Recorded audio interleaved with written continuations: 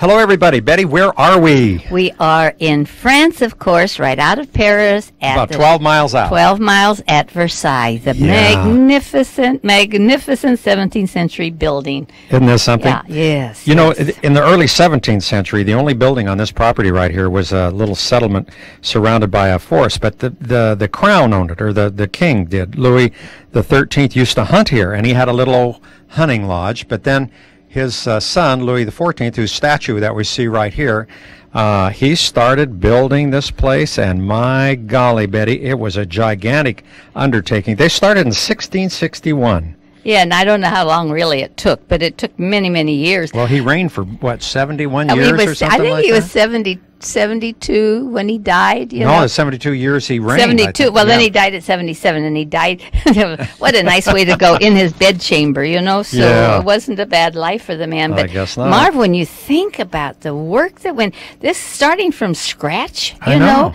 and of course, at one time, this area was peasants. It just was like almost like a swampland. Yeah, there was swamp and also forest. What we're looking at right now is the chapel that we see right here, and we're up on the second floor. And of course, on the second floor was where the royalty was, and then on the ground floor is where all the non-royalty were. But you know, Betty, it took about 30,000 men to work on this chateau to build all the terraces, the pools, and also the canals that we'll see a little bit later on.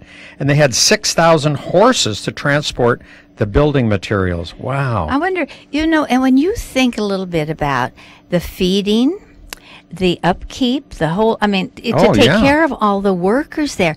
Now, I know that the land was nice. They could plant eventually they did big gardens, so they could be sort of self-sufficient. I don't know what they ate a lot, but... well, you know, they had something like an army of 10,000, and now that was cooks, not an army, but I mean cooks and assistant cooks, lackeys, maids, stablemen, gardener, and engineers to look after the 1,400 fountains that they had that were in the gardens alone. Can you believe that? Yeah, I can believe it. And you said something about, what, 150,000 flowers that they planted every year? 150,000 a year they planted in the garden. But of course, this was as it progressed. This was not at the beginning. We are talking about it took years how many. To build. Yeah, we're talking about how many people it took to erect the building, and then after that was done, they had an army of 10,000 cooks, assistant cooks, and I mean, it was, well, the whole thing is that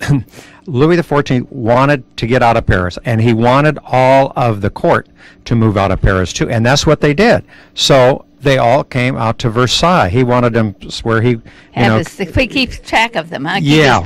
Put his thumb down. There was a lot of intrigue going on, I think, then, Yeah. So that's why there were so many people that were there, and it was incredible. But you know, the palace itself, there were a lot of treaties that were signed here. We always hear about the Hall of Mirrors and the great treaty that was signed after World War I. But going way back to 1756, 1757, and 1759, there was a treaty that was signed with Austria, and that helped change the whole political organization of Europe. But and also there was a treaty that marked the end of the American War of Independence was signed at Versailles in 1783. Yeah. Isn't that something? Yeah, and another treaty was that Germany signed the treaty, and so that gave.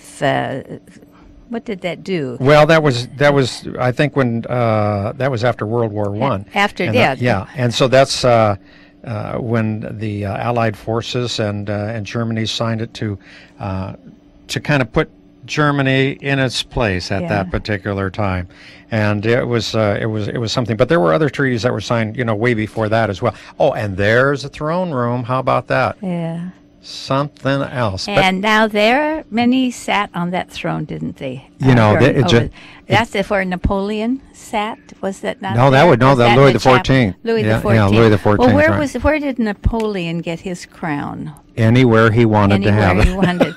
No, but when he was made the emperor, Well, I don't know if he occupied Versailles or not. I don't think so. He did. But I mean, he may have. He may. Okay. I really don't know, to tell the truth, whether he did or not. I know there are some paintings, though, that we'll see a little bit later on of Napoleon here. As you know, Napoleon crowned himself, and then he crowned Josephine as his empress. Yeah. And that was supposed to be done by somebody else, not him. I think that's such a funny story, because the history says that the Pope had the crown there for him, and he took the crown from the Pope, put it on his head, and then gave it back to the Pope to crown him. I mean, he was more important than the Pope. So he thought. Cocky little man, yeah, right? Now we're looking out the windows, and what we're taking a look at is one of the gardens on the eastern portion of the chateau. There are three main gardens. There's one on this side, and then a little bit later on, we'll take a look out from the Hall of Mirrors, and we'll see the main which I think is the main garden. But these gardens are still kept up. What happened after the French Revolution?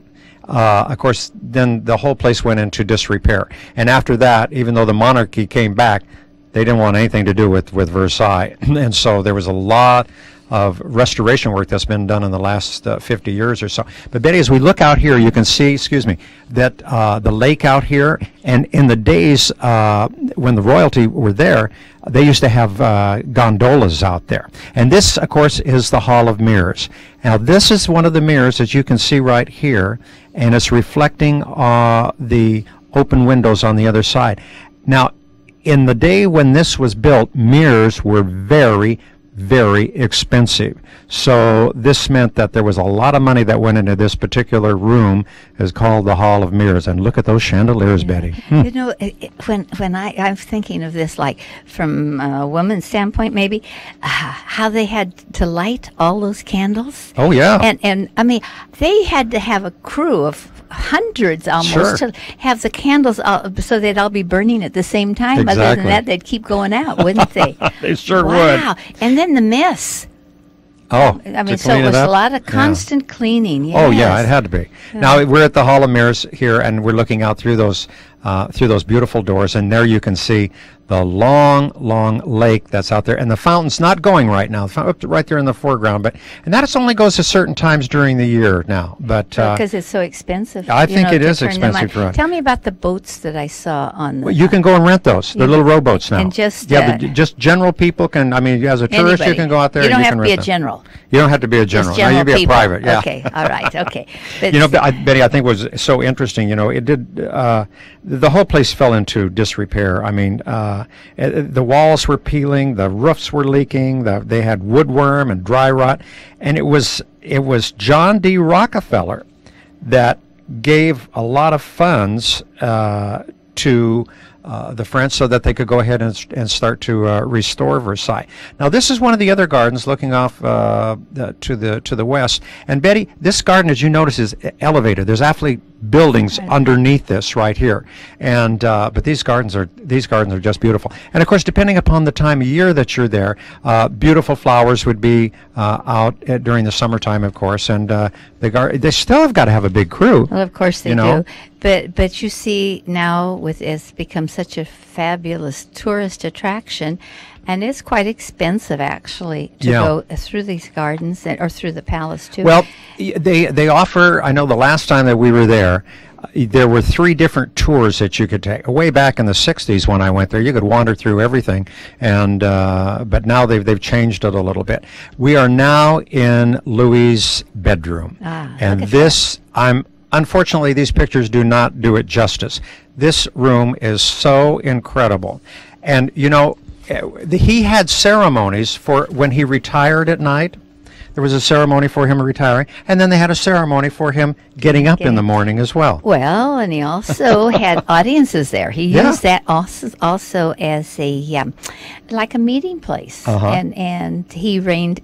You know who else used to do that? If you remember, over in Austria, in Schönbrunn Palace, the empress there did the same thing. She had all those children there, and she would, even when she was giving birth, she still gave audiences. Do you know that this happened here too, in the Queen's chamber?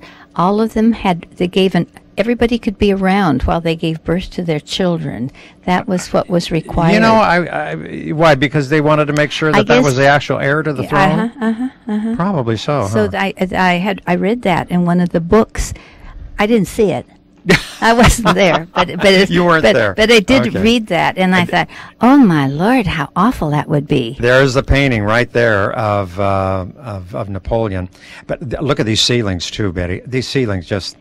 They're fascinating. I mean, just absolutely fascinating. You really can't tell exactly how brilliant the colors are on the screen like this. No, you really got to see it in person. So, you know, the alcove up there was lined with crimson velvet and gold and silver and brocade and paintings, and wow, every place was taken with some kind of adornment. Yeah, and you know, during the French Revolution, of course, they took all of the furniture out and the paintings out, and a lot of that went over to the Louvre, and then they kind of reconstructed this as a museum, of course, later on.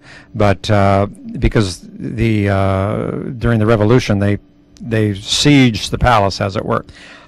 Here's a painting, and this has to do with the United States. And I think if we're looking right there, that could be George Washington. And that's the siege of Yorktown. And if you recall your history, the French were helping us against the British during our war of Revolution. And they think that they had their ships out there in the harbor and were ready to come to our aid.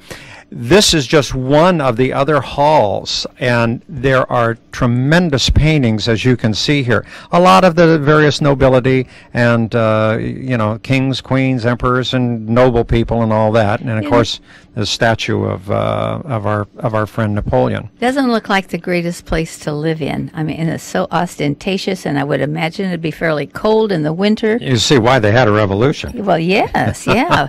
Well, this is what caused it. I mean, all of the wealth that was all the money being spent for the just furniture, for the royalty, right? Incredible. Yeah. Well, as we said, it's only 12 miles out, and we're on a train. We're going back into Paris right now, as we can see, and it's a nice little ride from Paris out to Versailles. You can also take a bus out there, or you can drive out there, but I think the train is probably the easiest way to go. Well, it's fastest. Yeah. But when you're on the train, I kind of like the buses where you can get off, but this was just a direct thing. You had a destination to go to, and then to return, and we can see here as we're coming back into Paris itself, we're the Eiffel Tower naturally, and off to our right we can see the newer part of Paris. And I think the Parisians are really to be congratulated, because they didn't build the skyscrapers in the older section that we all, you know, love and see of the beautiful skylines, but they did one whole area. And a little bit later on, when we get up in the Eiffel Tower, we'll be able to see that from there. Now, Betty, you're kind of familiar with this place right here, because I know you've spent time there, and this is a park, of course, and the obelisk that we see right down there, and then beyond that, the Arc of Triumph, or Triomphe, I guess it's pronounced. Yeah. That obelisk is 3,000 years old. It was a gift from Egypt. It came from Egypt. I was over there with my daughter, not on a Channel 49 trip, and we spent, we were over there 3 weeks, not right in Paris, though, but we're both great walkers. We saw everything by foot. By foot? Yeah, but spent some time here. In fact, we ate we had a little sack lunch, and we sat here and ate our lunch.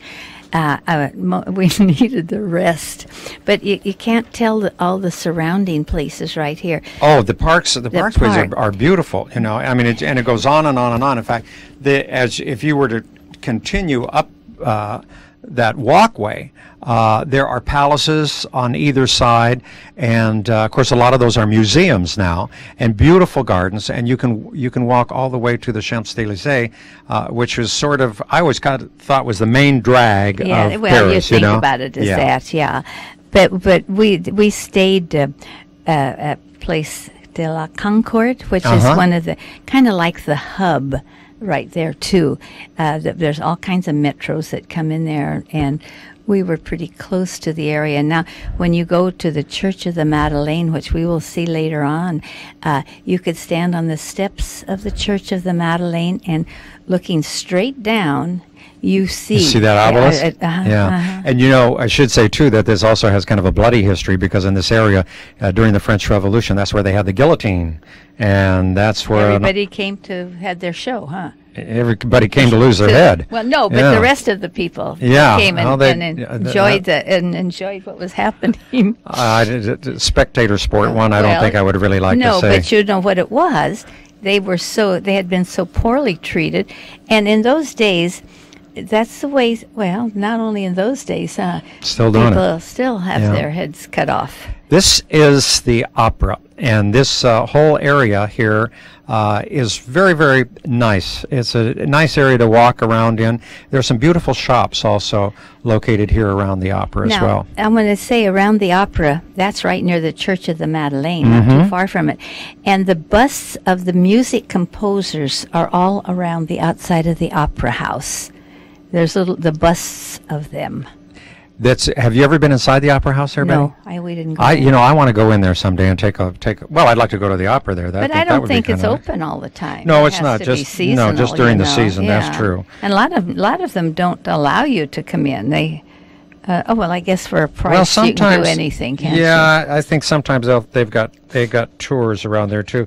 There's a lot of department stores that are in this area too, and so you can really do a lot of wonderful shopping if you want to around there. I love the architecture here, Betty. Just love the architecture. Look, every window has a balcony. Yeah, all the grill work is. I thought about this grill work when I'm trying to think where we were with so much grill work, and the reason they had the iron was it was used as ballast. Oh, is that right? Yeah. Now this is the Church of the Madeleine, and it does not look like a church. It looks like a Greek temple. We walked right by it thinking, we're not going to go in there. It was in 1806 Napoleon decreed that this unfinished building that was standing on the spot, that was modeled, of course, after the Parthenon, was to be torn down, and then he was going to put a new place up there, a new temple consecrated to his glory for his grand army. But again, it was Louis the 13th that said, no, I don't think so. We've had too many temples and all that sort of stuff already, so we're going to make that a church, and it was dedicated to Mary Magdalene, the church. And I know that you've gone to Mass there before in the church. Yeah, when we went, there were actually, there's from the steps, right in the middle there, you can look straight down and see the But when we went there were a lot of people sitting on the steps, and when we went inside, there was a group from, I don't think they were from California, but the choirs move around, they get invited to go over there, and they do these tours. And we sat there and had an afternoon concert. It was lovely. You can do that so many places in Paris. There is just so much to see. I was wrong. It wasn't the Opera House. This is where the statues were. Right here? At the Academy of Music. Yeah, I get things mixed up. Well, it's easy to do. But especially for me. No, well, not only you, but I mean, so many of these buildings do look alike. They do look and alike. The streets in Paris go every which way. I mean, it's not laid out like a grid by any means. A great excuse for me when I get lost, because I could say, well, the streets weren't very accurate. This is the Church of the Dome, and there are several important people that are buried in this church as well. This is what's so interesting, because all of a sudden you travel around and bingo, you see an important building. And of course, there are lots and lots of important buildings, as we're going to see, and as we did see when visiting Paris. But I think, to me, what is so amazing is that Paris is kind of divided up into districts. And so if a person were there by themselves, they could get a little guidebook, and then they could, spend that particular time that they wanted to in one district, or move on to the other, or just go and start to walk. Or like what we're on right now, we're on a double-decker bus, and it's open on the top. And here we are at the famous Moulin Rouge nightclub. I haven't been inside there, but I've talked to people that have, and they said, I think it was a little overrated. I wasn't even thinking about going there.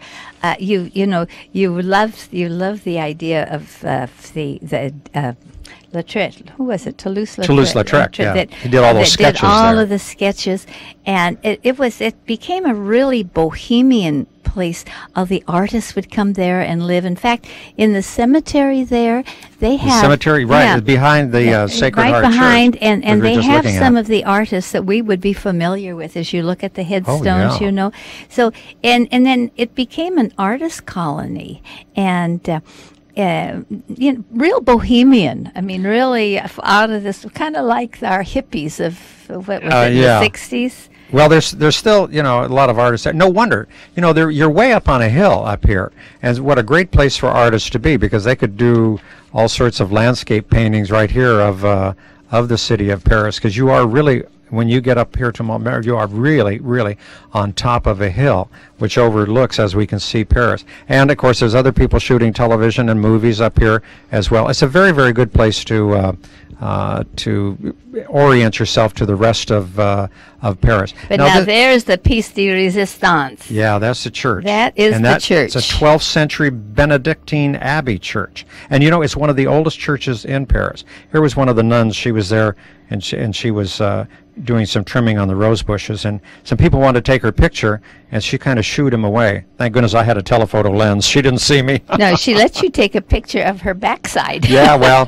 she wasn't gonna wave to anybody. Look at the television crew there. See, this is such a famous spot. Yeah, that they're always shooting something. This is we left it too fast. Yeah, well, yeah, they were making a movie right there. Yeah. Well, yeah, it is so fast, unfortunately, but there's just so much to see. Yeah, I mean, you just can't do it in a couple of programs. You have to spend some time there. Well, we find that on our trips too.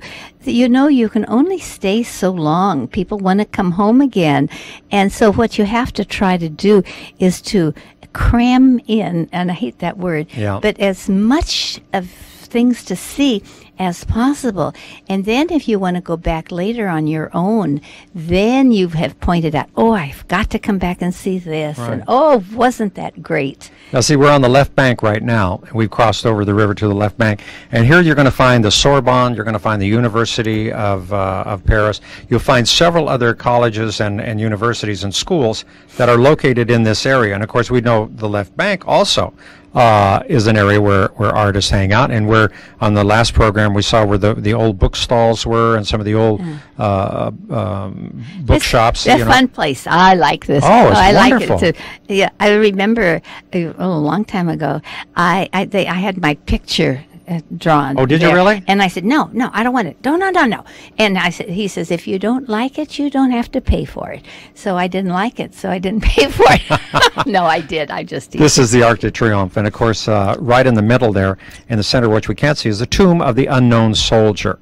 And this is such a great monument, as we see, and it's so well known, of course, around the world, as is the Eiffel Tower that we see here. The Eiffel Tower is, to me, one of the most magnificent structures, I guess I want to say. Well, the dimensions, everything about it, the building of it, and it didn't take near as long to build it as you might have thought it would have taken. No, it didn't. Of course, it was built for an exhibition, and it was, of course, Mr. Eiffel who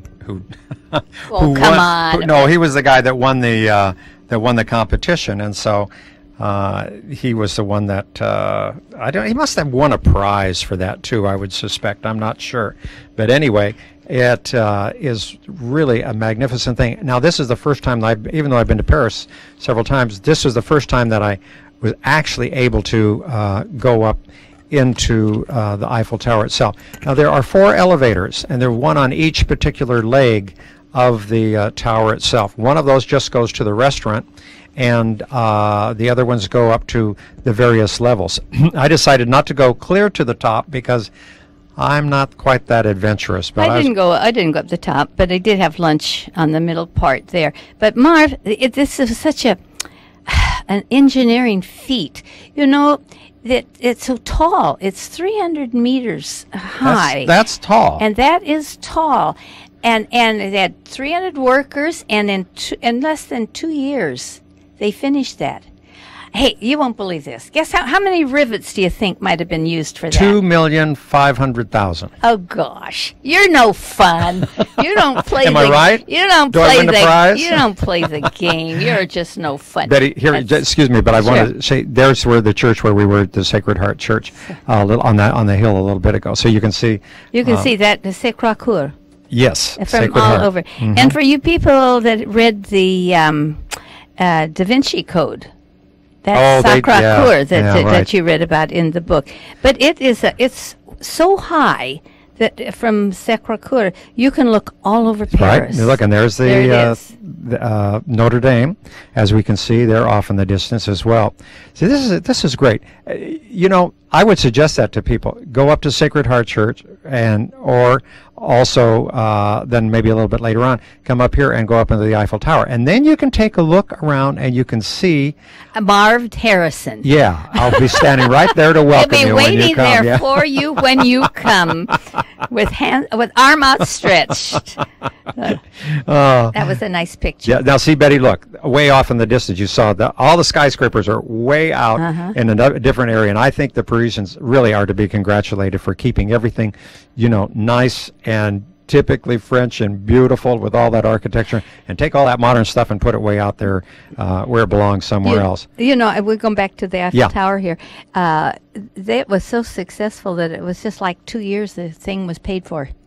Really? And you mean there were that many tourists that went through it? It's That's 2 great. million. Wow. And so and of course costs weren't as expensive then, I guess, as they would be now. But it is the tallest building in the world. I forgot what the how much it did cost to go up there. But I don't think it was that bad. But again, the views that you get from here, magnificent, and on a clear day, whoa. You can see for, I think, 45 miles or something like that. They almost tore it down. Almost tore it down. It was in the books. I wonder why. I wonder what made them change their mind. Well, I think because they were using it for telecommunications. It was being used for That's radio. Right, they did, didn't they? Yes. Yeah. But it really became indispensable then by that particular time, and it was paid for. So why tear it down? When you first look at it, it's kind of ugly. I mean, it just looks like they didn't finish it's a big steel structure, yeah. Where are the walls? Looks like the skeleton, right? Yeah, what's the matter? Did they run out of money or something? They couldn't finish it? That sounds like something I would think of. But, no, you're probably right. Oh, my goodness. Well, this was really fun visiting Versailles and also visiting Paris, and it's a wonderful, wonderful place to go. And as the twilight comes, we see that the lights start to come on the tower, and it's beautiful. But Betty, we've got trips coming up, so if people are interested, they should give you a call at 488-7443. And Betty's got brochures on our trips coming up, so give her a call. We'll see you next time. Au revoir. Bye-bye.